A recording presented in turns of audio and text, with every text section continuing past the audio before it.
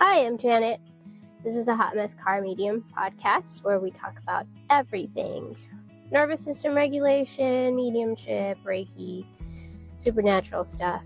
And you might laugh, you might cry, and you're probably going to triple check if the lights are flickering because someone's talking to you, or you just have electricity problems. So stick around. Today I want to talk about an experience that I had as a medium. And I do readings for people, and typically it's those who've crossed on the other side. Now, more recently, I will connect with dementia patients. And that changed my perspective on dementia altogether. I'm a huge fan of the telepathy tapes. And if you don't know what those are, they are a research project.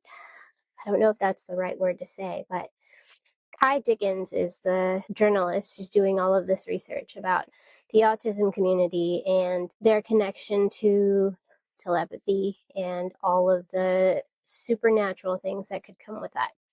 And she has had 2 very successful seasons, and she has some episodes after the seasons as well. And one of those episodes was a man who had a wife who had late stage Alzheimer's, and he was her caretaker. So he would help her, drive her everywhere, help her go to the bathroom. And it was a huge deal because he had to do all of this for another adult. And so it became very difficult. And it would take, he said, upwards of 45 minutes to an hour to get her anywhere or even get her to use a restroom. So one day he just thought to himself, like, all right, how do I make this easier? And he heard his wife answer, okay, well, just do what I'm saying. And once he got over the shock of that, he was able to listen to her instructions, and he cut that time that he would spend probably by 2/3. And I thought, that is fascinating. I wonder how that would be talking to somebody who's teeter-tottering between the now and the other side. And he said that he continues to talk to people with Alzheimer's or dementia, and he's just like he's a medium, but for patients with a degenerative neurological disease. Again, I thought, fascinating. This is amazing. This is one of the things that makes me love the telepathy tapes. So fast forward a little bit, and I was talking to a friend, one of my best friends, shout out Maritza, and we were texting because that's just what millennials do. And I was giving her a reading via text. And clear as day, I hear somebody say an unusual name. And I thought, never heard this name before. But the only frame of reference I had for that was the Bad Bunny song La Mudanza. And I thought, okay, in that song, he says, Ligia. I said, is it Ligia? And she, very annoyed, said, no, Ligia. And I thought, okay, I'm sorry, because I could feel the annoyance. And I thought, oh, all right. So I texted my best friend. I said, hey, buddy, do you know Aligia? And she said, yeah, that was my mom's neighbor from across the street. She's back in Colombia now, and she has dementia. And I was like, well, she's here. And she wants to tell you, thank you for thinking of her, but you don't have to feel bad anymore. And my friend said, okay, that's crazy. And she gave me the story of why, the context of why Ligia said thank you for thinking of her, and also that she shouldn't feel bad. And it made sense to me when I first got it. I was like, oh, okay, well, it was very matter of fact. And then when I finally sat with it, I thought, what just happened? I just talked to someone in Colombia who hasn't passed away yet, but because she's in the later stages of dementia, maybe I was able to talk to her more than I would have, where she was able to communicate and move to a vibrational state that I could connect with her. My husband had the perfect reaction to this when I told him about this, and he said, I literally have no frame of reference for what you just told me. And I thought, buddy, same. Because, like, how? I just heard on the telepathy tapes this wasn't possible because despite all the things that I know I can do, my brain is still like, I don't know if you're really doing this. Are you just crazy? So it's something I have to work with every other reading. And I thought, okay, cool. Well, that's that. Fast forward to another reading that I was doing. I hadn't read for this particular client in a few years. And if you do visit mediums, I usually recommend maybe every 6 months to a year. Don't go back more than that because you really won't get much out of it. Spirit's going to tell you what you need to hear in that moment. Sometimes it's not going to be what you want to hear. And yeah, but when I was doing her reading, her friend came through who came through last time, and I delivered those messages. But then I said, hey, I have a grandma here. Is your grandma passed? And she said, no, my grandma's here. And I thought, oh, okay, well, immediately thought back to Ligia. And I thought, oh, okay, well, that I talk to people on the other side. And recently I've added people with dementia. Does your grandma have dementia? And she said, no, she doesn't. And I thought, strike two, Janet.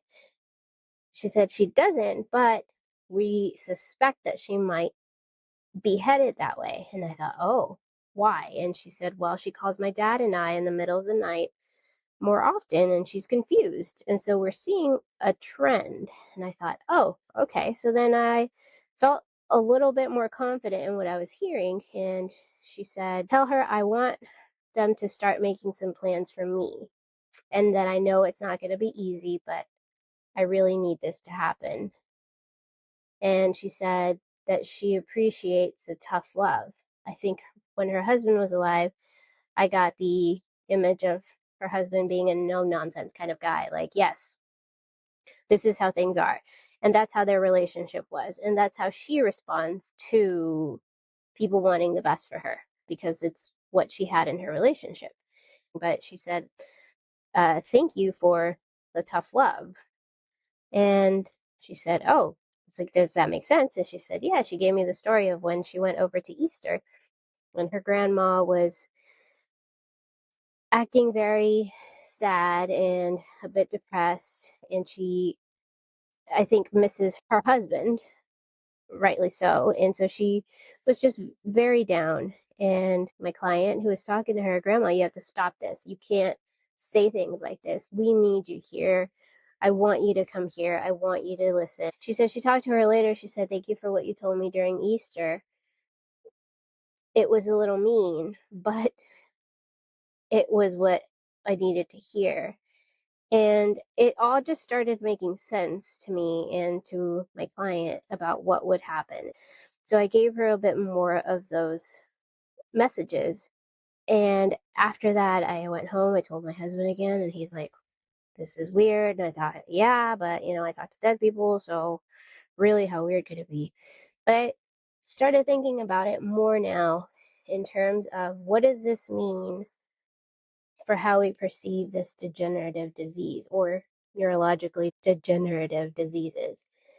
And would this change our perception of it and how we treat dementia patients or elderly Alzheimer's patients or any other degenerative disease like this? Instead of looking at it through our lens of, I'm so sad that my grandma doesn't remember me, looking at it as she gets to relive all these timelines.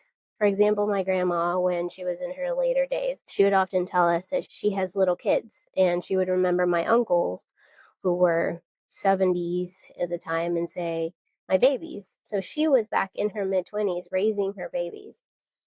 And that's hard for us to hear because we think she's not in the here, she's not in the now, she doesn't experience this, she misses me. It's a very egotistical look of it or think about it. And I was in my early 20s when this happened. She wouldn't remember me. So I was very sad about it. But what if she was experiencing life because mentally she isn't bound by her physical state? And what if she's visiting these locations? And what if she's really just transitioning and it's a slow transitioning into love or into a state of love where you can see all of these things, where all the timelines can coincide and you can visit and you can be here and sometimes because she would have those moments of clear knowing where she was and who I was. The last time I saw her, I was there for 5 days, and the first thing she said, "You're too young to be my nurse." And I thought, okay, she doesn't remember me. But she was always that kind of, very uh, feisty woman. And then towards the end, she said, "Hey, do you need more material on those shorts? They're a little too short." And I thought, there she is. That's my grandma. And so she started remembering me. But what if while I was there, she was just off in a different timeline, enjoying those parts of her life that she could relive? And what if when she got to the other side, she was just able to enjoy life there and adapt quicker than someone who happened to suddenly pass? I think this would change the perception of how we view these diseases and how we can treat them more kindly. Like, instead of saying, "No, grandma, your son is 72. He's not a baby anymore." What if I just stayed with her, in the 1950s and said, "Yeah, how cute is he?" Or, what are you doing now? What are you doing later? Just letting her live in that moment, because that's where she wanted to be. What if we can? I mean, this is sounding ridiculous, and I know that, and I understand that, but I also talked to someone who is in Colombia without a phone and who's still alive. You feel me? It's hard to really wrap your head around something when all you have is a 3D frame of reference. But what if we start doing the willing suspension of disbelief that we give movies? Like, when we see a woman who has perfect hair, perfect makeup, dressed in all white, running in heels away from a dinosaur. But, here's looking at you, Jurassic World. I willingly suspended my disbelief, because how is she not getting super muddy and dirty and not breaking a foot while she's running away from this dinosaur? Why don't I suspend that disbelief? Why don't I believe my grandma is actually living in that timeline and able to talk to me about it in this timeline? Anyway, this was a deep one, and this is something I'm not fully understanding myself, but it's not about me needing to understand it. It's about the people who are receiving the messages, and that's the most important part for me. So if I can do that for people who are here still and can provide that kind of comfort, then that's really all I need to worry about, and not simply understanding what I'm supposed to be doing. It is called being a medium. I am the in between. So do I really need to understand both sides of it? No, I just need to be able to get into the vibration of receiving the messages from whomever might need them to be delivered. All right, well, that's all I have for this week. But if any of this resonated with you, hit that subscribe button and follow along on Instagram or TikTok or YouTube, where I post more ridiculous things about nervous systems, mediumship, and Reiki as well. And if you are interested, I am doing a Reiki Level 1 course certification on July 9th. There are only 4 spots available, so they're open to everybody. But if you are a mom, I recommend it, because you don't need to go for an hour to see somebody to do Reiki. You can just do self-Reiki in the 5 minutes you have before you need to go and pick up your kid at daycare, or when they're a 4-year-old struggling to fall asleep and need you right next to them. Also a good time for Reiki. And you can do Reiki on them as well, speaking from experience. All right, well, I'll see you in the next one. Okay, bye.